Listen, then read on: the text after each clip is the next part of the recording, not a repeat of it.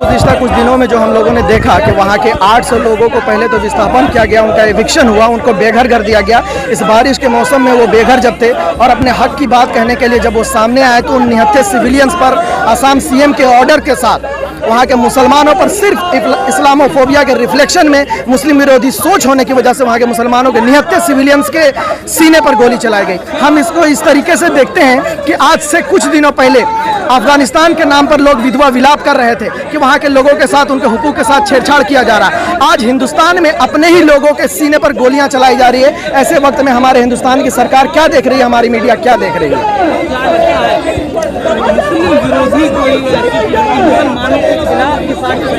जी बिल्कुल, ये पूरी तरीके से इस्लामोफोबिया का रिफ्लेक्शन है और मुस्लिम विरोधी सोच के रिफ्लेक्शन है। हमने कुछ दिन पहले देखा कि इसी दिल्ली की सरजमीन पर हार्ट ऑफ द कैपिटल मुसलमान विरोधी नारे लगाए जाते हैं। उसी नारों से प्रभावित होकर वहाँ के लोगों ने मुसलमानों के सीनों पर गोलियां चलाई हैं, वहाँ के पुलिस ने। और पुलिस को तो हमने हमेशा से देखा है कि अभी के सरकार की मौजूदा जो पुलिस है वो पूरी तरीके से इस्लामोफोबिक और इस्लाम विरोधी हो चुकी है।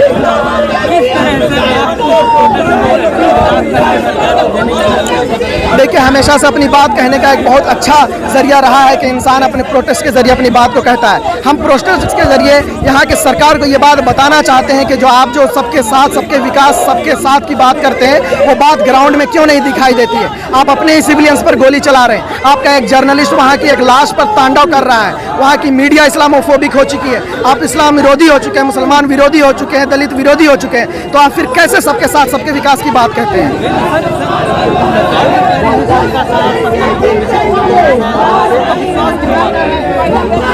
बातें और उनके काम में बिल्कुल फर्क दिखाई दे रहा है। मैं वही बात कह रहा हूँ कि जब वो कहती है सबका साथ, सबका विकास और सबका विश्वास, तो वो आसाम के मुसलमानों के साथ सबका साथ क्यों नहीं दिखाई देता है?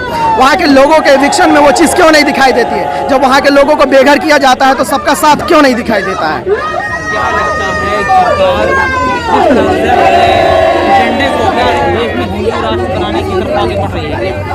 देखिए, ये उनका अपना एजेंडा हो सकता है। मैं बस इतना कहना चाहूँगा कि अभी कुछ दिनों से हम ये देख रहे हैं कि यहाँ के लोगों को इस्लामोफोबिक बनाया जा रहा है, मुस्लिम विरोधी बनाया जा रहा है और उसी के नतीजे में ये रिफ्लेक्शन हो सकता है। मैं बस ये कहना चाहता हूँ कि तमाम चीज़ें इस्लामोफोबिया का एक नतीजा है, उसका एक चैन है और उसी के नतीजे में तमाम हालात मुसलमानों के साथ हो रहे हैं। क्या चाहती है सरकार? मुसलमानों को डराना चाहती है, क्या चाहती है? देखिए, मुसलमानों को डराना और क्या है वो तो उनकी अपनी मंशा होगी, लेकिन ये साफ दिखाई दे रहा है कि मुसलमानों के साथ एविक्शन, उनके निहत्थे लोगों के ऊपर गोलियां चलाना, उनके हुकूक से उनको बर्खास्त करना, ये ऐसा लगता है कि मुस्लिम सरकार जो है मुस्लिम विरोधी दिखाई देती है, उनकी विचारधारा मुस्लिम विरोधी दिखाई देती है।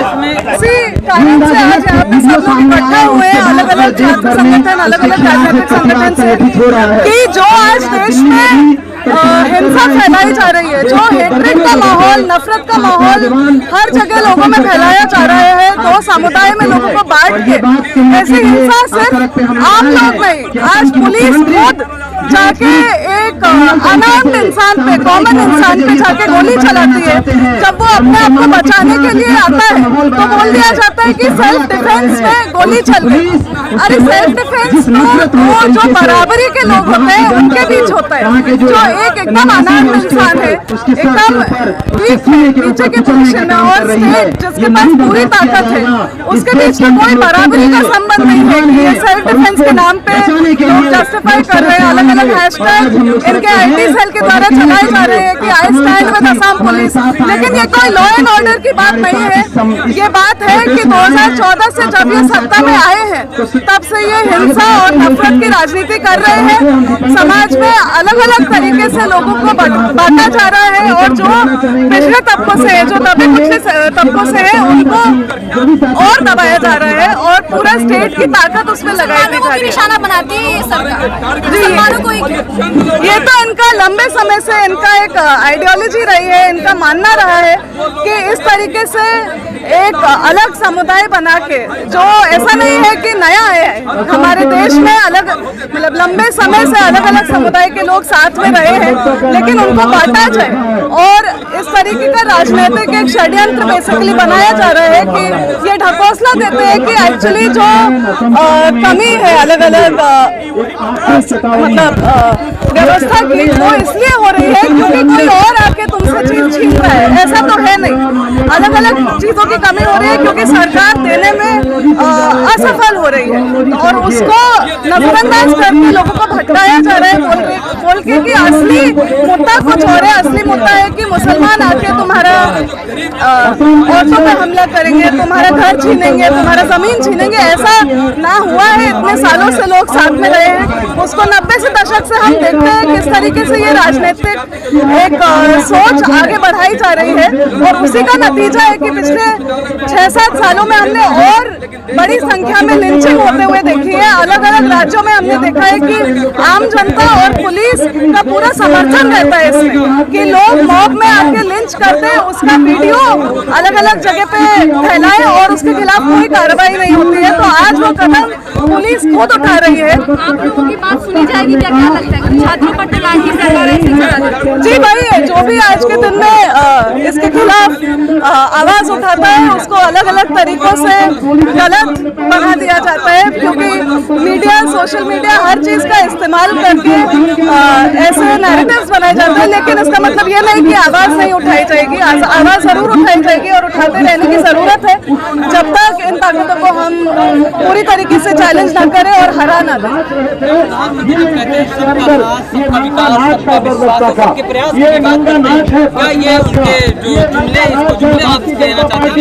जी, ये पूरी तरीके से जुमले ही है।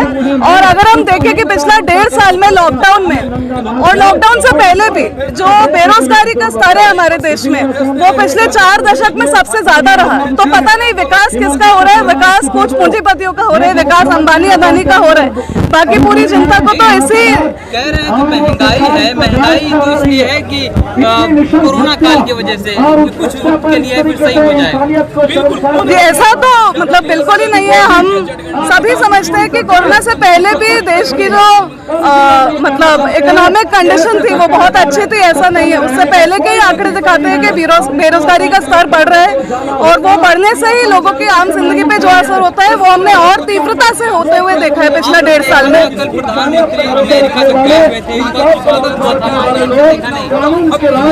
जी, ताकत सारी उनके पास है तो वो तो एक तरीके का नैरेटिव और मीडिया भी उन्हीं का है। मतलब कुछ छोटे मीडिया को छोड़ के बड़ा मीडिया तो उन्हीं का हो चुका है। तो ऐसा नहीं है कि न्यूज में जो हमें दिखता है वही है, उसके साथ साथ अलग अलग चीजें हो रही है रोज। आज हम यहाँ पे इकट्ठे हुए हैं। राष्ट्रपति कमला हैरिस के साथ प्रधानमंत्री फोटो खिंचवाते हैं, उसको ट्वीट करते हैं, लेकिन कमला हैरिस अपने ट्विटर हैंडल पे नहीं देखती है।